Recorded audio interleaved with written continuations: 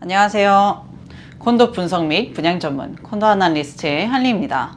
오늘은 미국의 고율 관세가 캐나다 경제에 미치는 영향에 대해 이야기해 보려고 합니다. 최근 미국의 새 대통령 취임과 함께 고율 관세가 다시 이슈로 떠오르면서 우리 경제에 미칠 잠재적 영향에 대해 많은 사람들이 우려하고 있습니다. 사실 저희는 과거에 몇 차례 관세 충격을 경험한 적이 있습니다.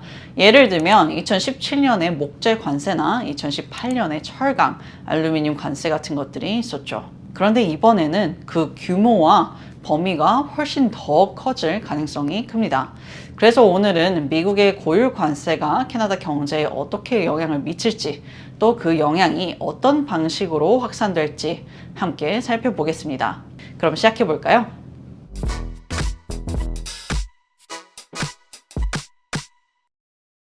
Chapter 1. 관세가 경제에 미치는 복잡한 영향. 우리가 미국의 고율 관세를 처음 맞닥뜨린 건 아니지만 이번에는 상황이 조금 다를 수 있습니다. 이미 2017년에 목재에 대한 관세를 부과했었고 2018년에는 철강과 알루미늄에 대해서도 비슷한 상황을 겪었죠. 그런데 지금 논의되고 있는 관세는 그 규모나 적용 범위가 과거의 것들과 비교할 수 없이 크기 때문에 이번에는 그 영향이 매우 복잡하고 지속적일 수 있습니다. 이 관세가 경제에 미치는 영향을 단순히 수치 하나로 요약하기는 사실 좀 어려워요. 관세가 단기적인 충격을 주지만 그게 어떻게 확산될지 또 어떤 방식으로 오래 지속될지는 여러 불확실한 변수들에 달려 있습니다.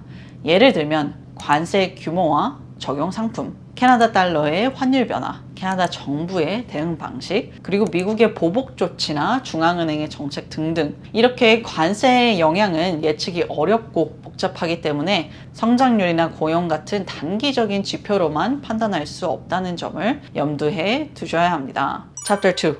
고율 관세가 캐나다 경제에 미치는 경로. 그렇다면 미국의 고율 관세가 캐나다 경제에 어떤 영향을 미칠까요? 이건 크게 7단계로 나누어서 볼 수 있습니다. 첫 번째, 불확실성에 따른 투자 지연. 먼저 불확실성이 커지면 캐나다의 기업들이 큰 결정을 내리기가 어려워집니다. 즉, 투자나 계획을 미루게 되는 상황이 발생할 수 있죠. 기업들이 미래 경제 환경에 대해 예측하기 어려운 상황에서 큰 결정을 내리기는 힘들기 때문입니다. 그래서 이런 불확실성은 단기적으로 경제 성장에 타격을 줄 수 있습니다. 두 번째, 관세 부과 전 재고 쌓기. 미국이 관세를 부과하기 전에 미국의 기업들이 미리 재고를 쌓기 시작할 수 있습니다. 사실 이런 미리 구매하는 현상은 과거에도 있었고 실제로 관세가 부과되기 전에는 양국의 교역량이 잠깐 늘어날 수 있습니다. 하지만 이건 결국 미래 성장을 위해서 현재 성장을 끌어내는 방식이기 때문에 장기적으로 보면 부정적인 결과를 초래할 수 있습니다. 세 번째, 가격 상승과 수요 감소. 미국이 관세를 부과하면 캐나다 제품의 가격이 상승하고 미국의 수요가 줄어들게 됩니다. 그런데 이 수요 감소는 여러 가지 요인에 따라 달라질 수 있습니다. 예를 들어 캐나다 달러가 약세를 보이면 미국 수입업자들이 부담하는 비용이 어느 정도 상쇄될 수 있습니다. 만약 대체 상품이 존재하면 수요 감소가 더 크게 나타날 거고 대체할 게 없다면 수요는 조금 더 탄력적일 수 있습니다. 그리고 수입 업체가 비용을 흡수할 수 있다면 수요 감소는 덜할 수도 있습니다. 즉 가격 인상 부담을 소비자에게 전가하지 않고 자기 부담으로 해결할 수도 있겠죠. 네 번째, 보복 조치. 미국이 관세를 부과한 후 캐나다 정부가 보복 조치를 취할 수도 있습니다. 이 보복 조치로 인해 성장 둔화가 일어나고 인플레이션이 증가할 가능성도 큽니다. 특히 보복 조치는 미국과의 무역 관계에 큰 영향을 미치고 그로 인해 경제에 추가적인 부담이 될 수 있습니다. 다섯 번째, 간접 산업에 미치는 영향. 관세가 직접적으로 영향을 미치지 않는 산업에도 간접적인 영향이 있을 수도 있습니다. 예를 들어 자동차 산업이 영향을 받으면 그 지역의 소매업이나 서비스업, 음식점 등도 다 영향을 받을 수 있습니다. 이처럼 간접적인 경제 타격은 지역 경제에 큰 영향을 미칠 수 있습니다.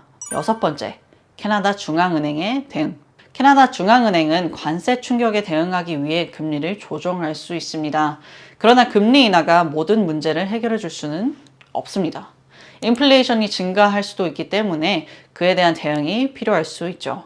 중앙은행의 정책 대응이 어떻게 이루어지느냐에 따라 경제 성장에 큰 영향을 미칠 것입니다. 마지막 7번째, 정부의 재정적 지원. 캐나다 정부는 세금 감면이나 산업 지원 등을 통해 관세 충격을 완화할 수 있습니다. 하지만 단기적인 대응만으로 경제 회복이 어렵기 때문에 장기적인 경제 성장을 위한 추가적인 정책이 필요할 것입니다. Chapter 3. 관세 충격에 대한 몇 가지 주요 가정. 우리는 아직 구체적인 관세 정책에 대해 완전히 알 수는 없지만 몇 가지 핵심 가정을 통해 충격의 범위를 어느 정도 예측할 수 있습니다.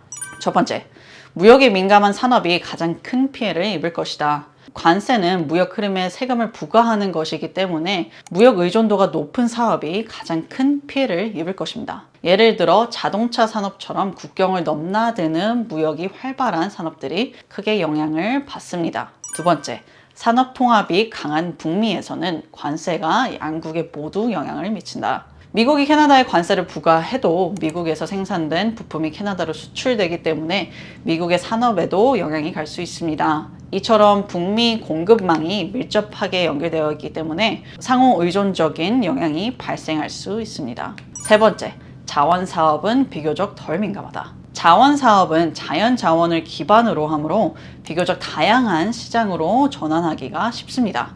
예를 들어 농산물이나 에너지 자원은 다른 시장으로 빠르게 전환이 가능하기 때문에 관세 충격에 덜 민감할 수 있습니다. 네 번째, 관세 인상의 규모가 중요하다. 관세 인상의 규모가 크면 그만큼 경제에 미치는 영향도 클 수 있습니다.